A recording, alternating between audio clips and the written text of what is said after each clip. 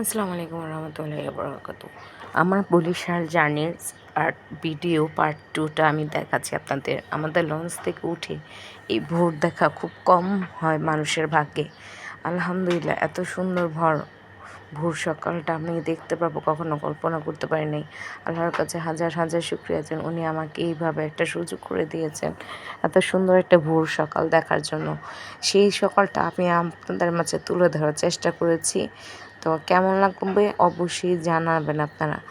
আলহামদুলিল্লাহ, আল্লাহর পৃথিবীর সৃষ্টিকর্তার সৃষ্টির পৃথিবী অনেক সুন্দর হয়। আমরা এতদিন শুনছি, অনেকে দেখেও নেই। যারা দেখি নাই তারা তো বুঝবো না এর মর্মতা। আলহামদুলিল্লাহ, আলহামদুলিল্লাহ, আলহামদুলিল্লাহ, অনেক সুন্দর। আমার কাছে যদি ওরকম কিছু থাকতো আমি আপনাদের কাছে আরও বেশি ক্লোজ থেকে তুলে ধরার চেষ্টা করতাম যে শীতের যে আবহাওয়ার ভিতরে মেঘাচ্ছন্ন, তারপর কুয়াশার মাঝে যে নদীর পাড়টার সৌন্দর্য যে আল্লাহ পাক কত সুন্দর করে রাখছেন তা বলার বাইরে সৃষ্টিকর্তার কাছে। তো আমি খালি এগুলোই নিছি আমি, মানে নদীর সাইডে যে শীতের সময়টা এর ভিডিওটা আমি মানে স্কিপ করি না, এক ধ্যানে ভাবিয়ে রাখছি। অনেক সুন্দর একটা ভিউ আল্লাহ পাক সৃষ্টি করছে। মানে আমাদের সৃষ্টিকর্তা না থাকলে কে করবে? এটা মানুষের তৈরি কোনো দিন হতে পারে না, এটা সৃষ্টিকর্তারই তৈরি। আমরা হলাম মানুষ, আর কিছু না। তো আমার ভিডিওটা কেমন লাগবে আপনারা অবশ্যই জানাবেন। আমি যেহেতু নতুন, আমার কাজে কোনো ভুল ত্রুটি থাকলে অবশ্যই আপনারা আমার কমেন্ট সেকশনে জানাবেন। ভালো লাগছে যখন আমরা বরিশালের ট্যুরের জন্য বের হয়েছিলাম, চিন্তা করিনি এরকম সুন্দর মনোরম পরিবেশে মানে দৃশ্য আমরা দেখতে পারবো বা আমি আমার মোবাইলে ধারণ করতে পারবো, এই ধরনের কোনো চিন্তা ভাবনা আমার ছিল না। যখন এই জিনিসটা দেখছি চিন্তা করলাম না, আপনাদের কাছে তো তুলে ধরতেই হবে। আমার ভালোবাসার মানুষ, ফেসবুকের বন্ধুদের জন্য তো আমার এই জিনিসটা তুলেই ধরতে হবে। এরকম সুন্দর সুন্দর দৃশ্য যদি না তুলে ধরি তাহলে আমার বাংলাদেশ দেখতে কত সুন্দর, এটা কিভাবে ইন্টারন্যাশনাল যারা আছে বাহিরের দেশের মানুষগুলো কিভাবে বুঝবে যে আমার বাংলাদেশ দেখতে কতটুকু সুন্দর। এটা তো জাস্ট একটা ঝলক, একটা সাইড। তাহলে এরকম সাইড যদি একটা ঝলকে যদি এত সুন্দর হয়ে থাকে তাহলে বুঝেন আল্লাহ পাক আমাদের পুরো বাংলাদেশটা কত সুন্দর করে গড়ে তুলছে। আমরা আমাদের দেশকে নিয়ে গর্ব করি যে আমাদের বাংলাদেশ আমাদের দেশ, আমাদের মাতৃভূমি। অনেক আমাদের কষ্টের মানে দেশ, যেটা নাকি অনেকে স্বাধীন করে আনছে। তো এই সুন্দর দেশটাকে আমরা কেনই নিন্দা করব? ঠিক না, আমাদের নিন্দা করার দরকার। যতই আমার দেশ খারাপ দিকে চলে তারপরও আমার দেশ বলে কথা। তো ওইটাই আমি আপনাদের মানে ভিডিওতে কী বলতেছি আমি নিজেও জানি না, কিন্তু এত সুন্দর দৃশ্য আমার মুখে কোনো ভার্সন আসে না। নদীর পাড়ে এই শীতের কুয়াশার সকালটা আসলে অনেক মনোমুগ্ধকর হয়ে থাকে, মানে সুন্দর হয়ে থাকে, এত সুন্দর। মানে আমি যদি নিজ চোখে না দেখতাম তাহলে আমি বিশ্বাস করতাম না। আমি দেখছি বিদায় ভিডিওতে ধারণ করছি আপনাদের জন্য। আলহামদুলিল্লাহ, এত সুন্দর সময় ছিল ধারণার বাইরে। এপাশে আবার এখানে কিছু বাড়িঘর আছে, যেটা আমাদের মানে কি বলবো সরকার ছিলেন যিনি, উনি যে যাদের বাড়িঘর ছিল না ভাসমান তাদের জন্য এখানে বাড়িঘর করে দিয়েছিলেন। তো ওইটাই আমরা দেখতেছিলাম লঞ্চ থেকে, যেহেতু আমার ভিডিওটা করা হচ্ছে লঞ্চ থেকে। তো ওইটাই আমরা সবাই দেখছিলাম আর ভাবছিলাম যে এখনও মানুষ আছে যাদের মানে বাসা বাড়ি নাই, ঘর বাড়ি নেই, তারা কেমন মানে নিরচ্ছন্নভাবে তাদের জন্য বাসগৃহ আছে।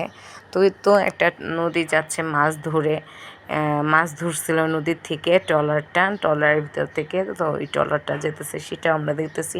আমরা যতই অগ্রসর হচ্ছে সামনে ততই কুয়াশার মানে তীব্রতা যেমন বাড়ছে, ততই কুয়াশা বাড়ছে। আর আমাদের দেখতেও ভালো লাগছে। আসল কথা কি, এরকম সকাল তো সচরাচর আমাদের জীবনে আসে না, প্রতিদিন আসে না, দৈনন্দিন আসে না। যখন কোথাও আমরা বাইরে একটা ট্যুর দিতে যাব, ঘুরতে যাব, অবশ্যই তখনই এরকম একটা ভোর সকাল সৌন্দর্য আমরা দেখতে পারি।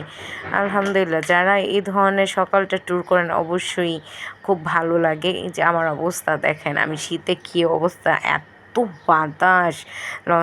মানে জাহাজের যখন উপরে উঠছে, উঠার পর বলতেছি এত বাতাস, মানে দাওয়ানার বাইরে প্রচণ্ড পরিমাণে বাতাস ছিল। তো ওইটাই আমি আপনাদের তুলে ধরার চেষ্টা করতেছিলাম যে দেখুন আমার এখানে। আর এই যে দেখেন আমরা সবাই এখানে ব্যাগ টেক গুছিয়ে রেডি হচ্ছি কতক্ষণ জাহাজটা থামবে আর কতক্ষণ আমরা জাহাজ থেকে নেমে মানে ননাসের বাসায় আমরা যাব।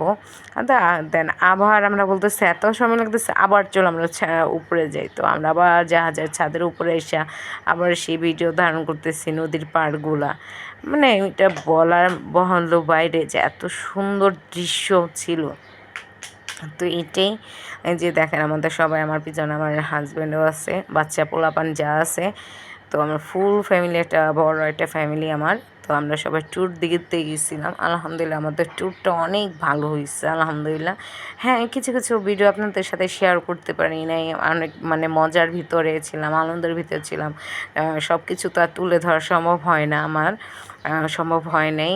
কারণ নতুন যেহেতু কীভাবে কী করতে হয় এটার এখনও অবজ্ঞ আমি। আস্তে আস্তে শিখে ফেলবো। তো তখন আপনাদের কাছে আরও সুন্দর সুন্দর ভিডিও তুলে ধরার চেষ্টা করব আপনাদের মাঝে।